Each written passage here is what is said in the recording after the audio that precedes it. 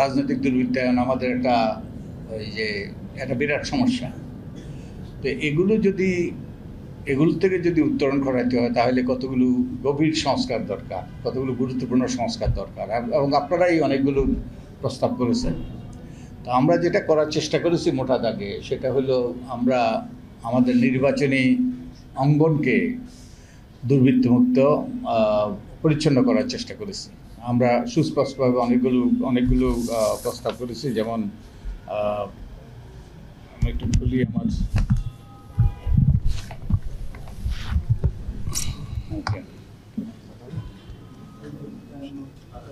ঠিক আছে।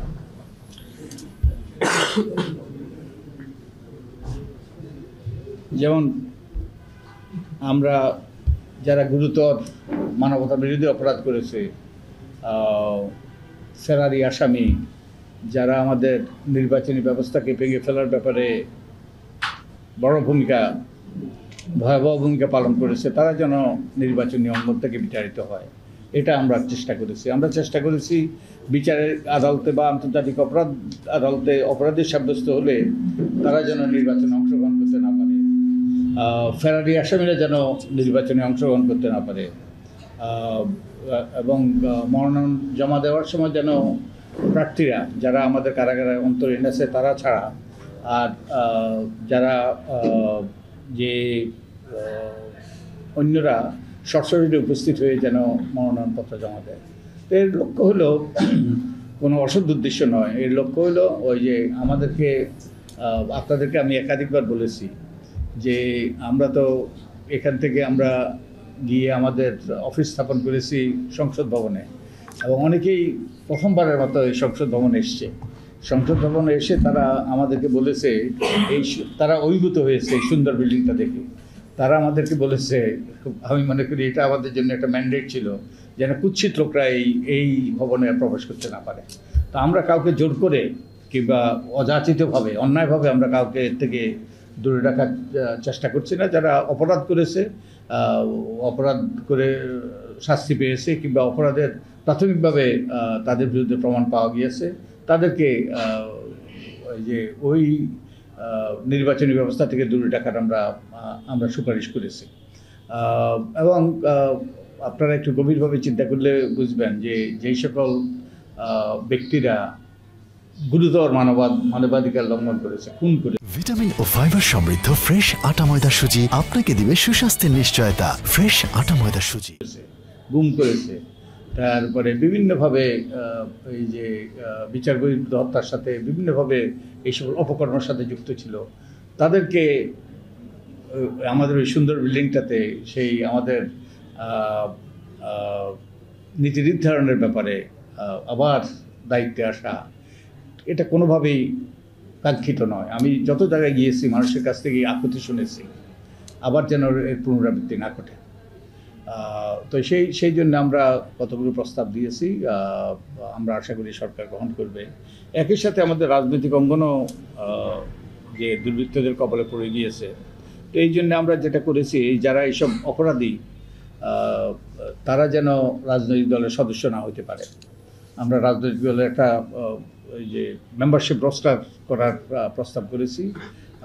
ওই মেম্বারশিপ রোস্টার থেকে তারা প্রতি বছর তারা হালনাগাদ করবে, এবং এই মেম্বারশিপ রোস্টার ব্যবহার করেই তারা প্রতিটা কমিটির তারা নির্বাচন করবে, স্থানীয় থেকে জাতীয়।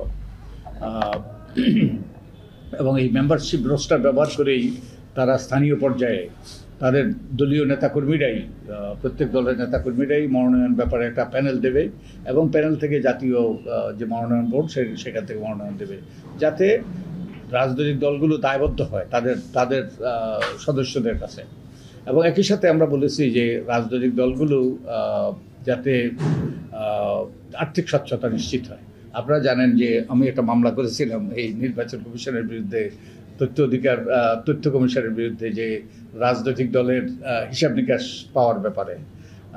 এটা বহু হয়রানির পর শেষ পর্যন্ত আমি আদালতে গিয়েছি, এবং একটা যুগান্তকারী রায় দিয়েছে কিন্তু আদালত, যে কোনো তথ্য এই সকল কর্তৃপক্ষ, ওই যে তথ্য অধিকার আইনি কর্তৃপক্ষ, যেমন নির্বাচন কমিশনের একটা কর্তৃপক্ষ, যে সকল তথ্য তাদের কাছে সবগুলো পাবলিক ইনফরমেশন, এগুলো সাবজেক্ট টু ডিসক্লোজার, তারা এগুলো প্রকাশ করতে বাধ্য।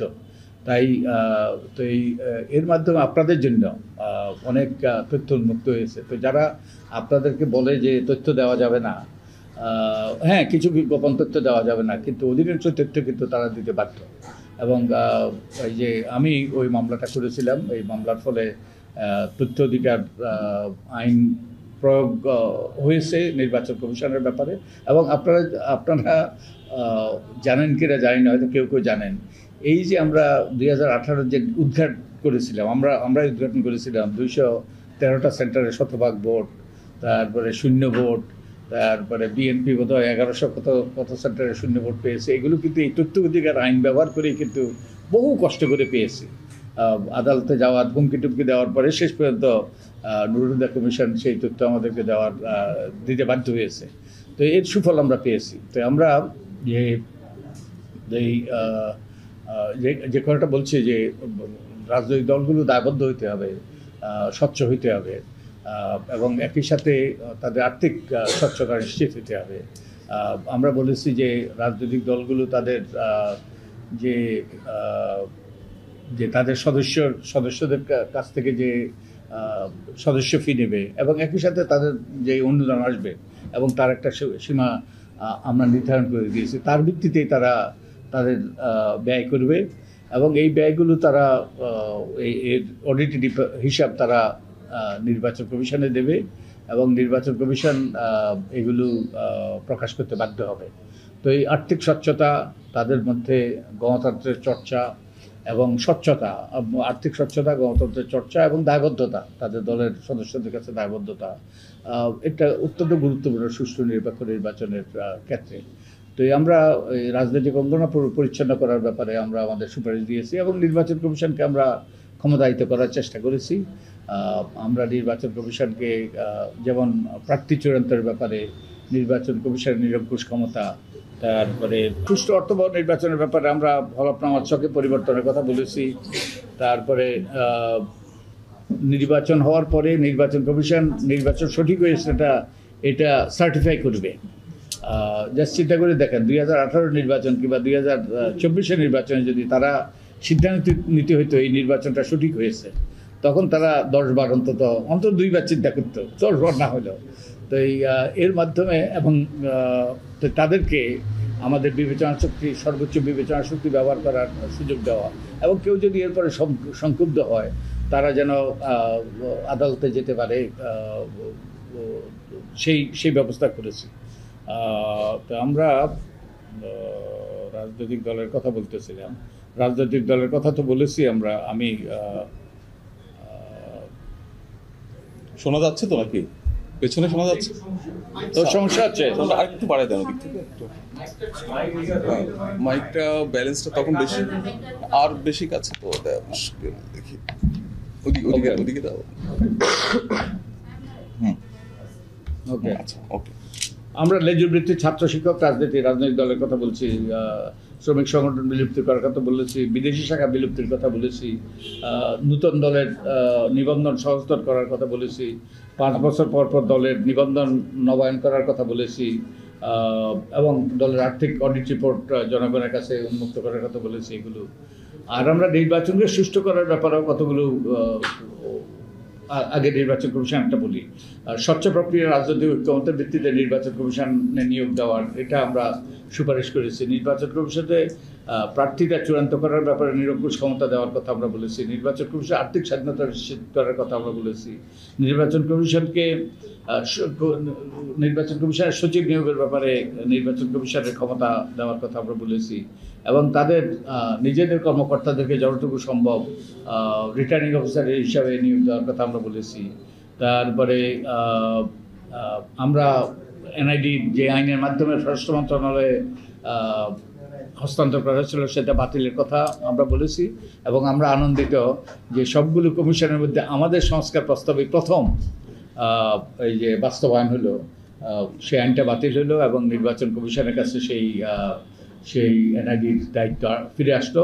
তবে আমাদের এই কার্যক্রমটা এত বিশাল, নির্বাচন কমিশনের অনেক দায়িত্ব আছে। তো তো আমরা সুপারিশ করেছি দীর্ঘমেয়াদীভাবে একটা কর্তৃপক্ষ, স্বাধীন কর্তৃপক্ষের কাছে এনআইডির ব্যবস্থাপনা হস্তান্তর করা।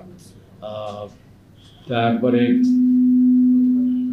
কারচুপির অভিযোগে যে কোনো নির্বাচন এলাকা নির্বাচন তদন্ত সাপেক্ষে নির্বাচন বাতিল করার ক্ষমতা নির্বাচন কমিশনকে দেওয়া। তারপরে নির্বাচনকালীন সময়ে নির্বাচনকে প্রভাবিত করতে পারে নির্বাহী বিভাগের পক্ষ থেকে এমন কার্যক্রম গ্রহণের ক্ষেত্রে নির্বাচন কমিশনের অনুমতি নেওয়ার বিধান করা। এটা বিরাট কিন্তু এটা অত্যন্ত গুরুত্বপূর্ণ সুপারিশ, কারণ অতীতে সরকার যা ইচ্ছা তা করেছে, নির্বাচন কমিশনের তোয়াক্কাও করে নাই। তো নির্বাচন কমিশন যেন নির্বাহী বিভাগ যা ইচ্ছা তা করতে না পারে নির্বাচনকে প্রভাবিত করার জন্য সেই নির্বাচন কমিশনের সেই কর্তৃত্ব আমরা সেখানে প্রতিষ্ঠিত করার চেষ্টা করেছি। তারপরে ভোটার প্রার্থী মুখোমুখি অনুষ্ঠানের কথা আমরা বলেছি নির্বাচন কমিশনের উদ্যোগে, এবং এই প্রস্তাব অনেকের কাছ থেকে এসছে, এবং আমরা এই পোস্টার আর ব্যবহার না করার পক্ষে আমরা প্রস্তাব করেছি। এটা পরিবেশের জন্য খারাপ এবং এটা আসলে কোনো সুফল আনে না। এবং আমরা বলেছি যে প্রত্যেক প্রার্থী যেন আমাদের গণমাধ্যম যে বিশেষত সরকারি গণমাধ্যম আছে তারা যেন সুযোগ পায়।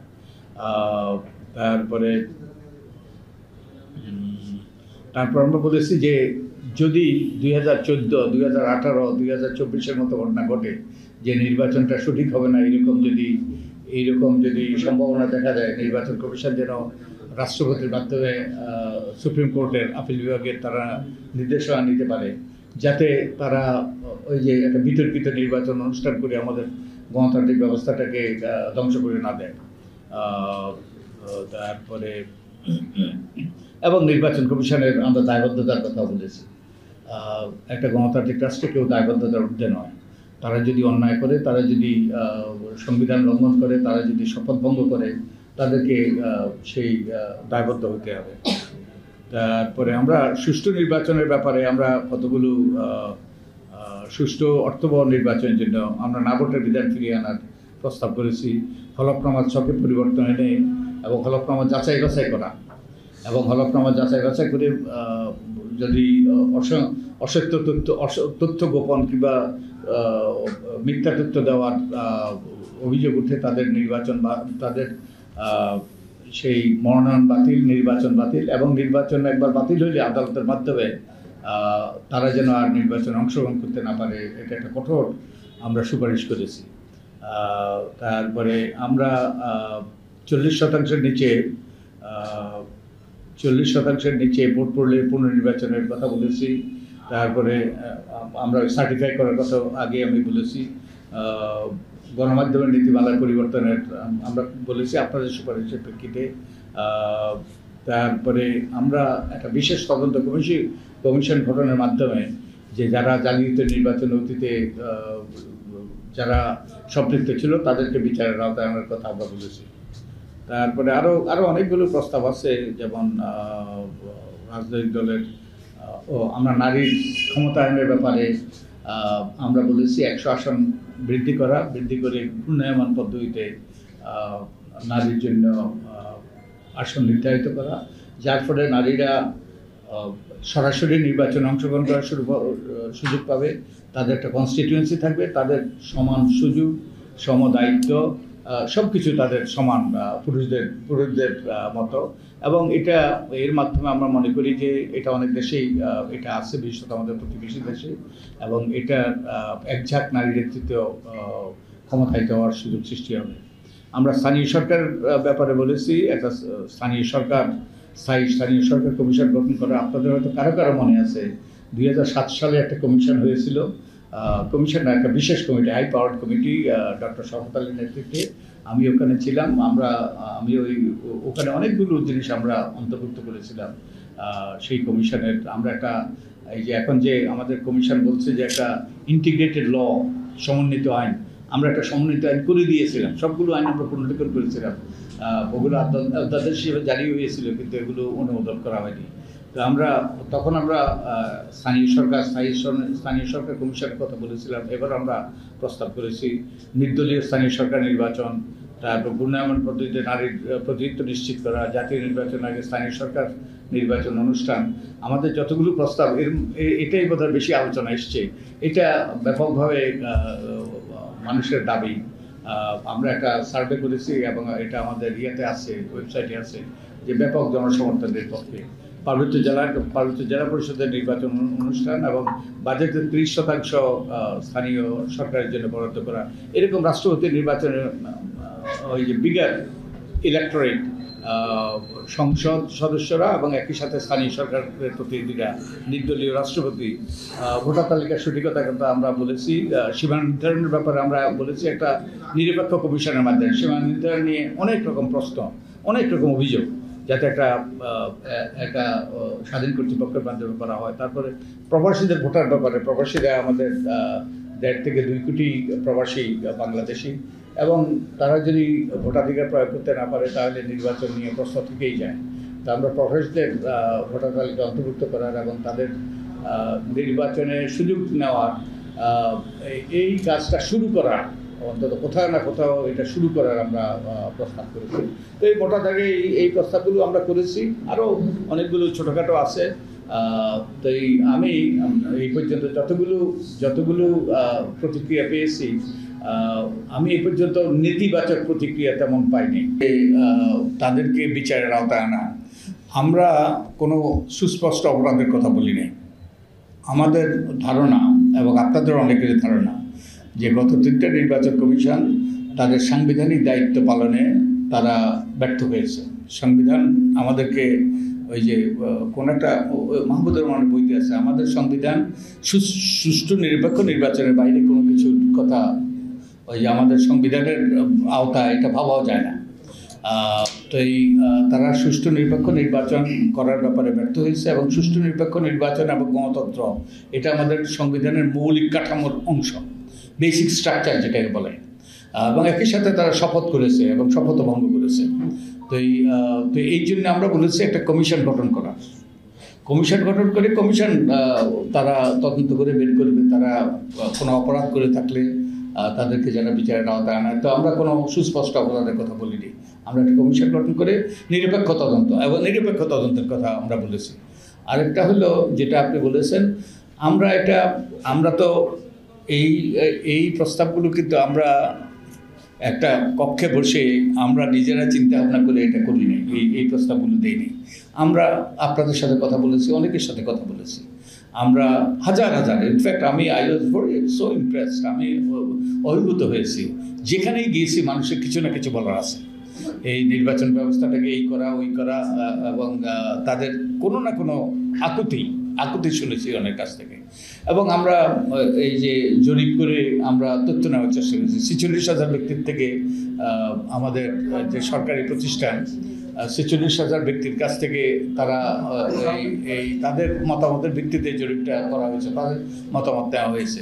তো এর ভিত্তিতে আমরা যেটা পেয়েছি, জরিপে যেটা পেয়েছি সেটা আমরা তুলে ধরেছি। এটা হ্যাঁ, যে গণতন্ত্রের মূল কথাই তো হলো বিভিন্ন মত থাকবে, বিভিন্ন পথ থাকবে, এবং এ নিয়ে আলাপ আলোচনা হবে। খুব একটা বিরোধিতা দেখিনি। হ্যাঁ, ওই যে সংবিধানের বিষয় নিয়ে অনেক রকম আলাপ আলোচনা হচ্ছে, কিছু সেখানে ভিন্ন মত আছে, কিন্তু আমি তো কোনো গুরুতর বিরোধিতা দেখিনি। ওকে, বাস্তবায়ন হবে, বাস্তবায়ন তো আর আমরা করবো না। বাস্তবায়নটা হবে যেটা আমাদের প্রধান উপদেষ্টা যেটা বলেছেন জাতির উদ্দেশ্যে ভাষণের, তিনি এই যে একটা নতুন কমিশন গঠন করেছেন তার নেতৃত্বে, ঐক্যবদ্ধ কমিশন, এবং যার আমি সদস্য। তো আমাদের সাথে রাজনৈতিক দলের আলাপ আলোচনা হবে। তো আমরা আশা করছি যে এই নির্বাচন সংক্রান্ত যেই সকল আমাদের সুপারিশ, তার অধিকাংশই, প্রায় সবগুলোই যে দ্রুতই এগুলো বাস্তবায়ন করা সম্ভব। আইন কানুন বিধিবিধান পরিবর্তন করে কিছু ক্ষেত্রে সংবিধান পরিবর্তন করতে হবে, সেটা ভিন্ন। কিন্তু সংবিধান যেখানে পরিবর্তন করতে হবে না,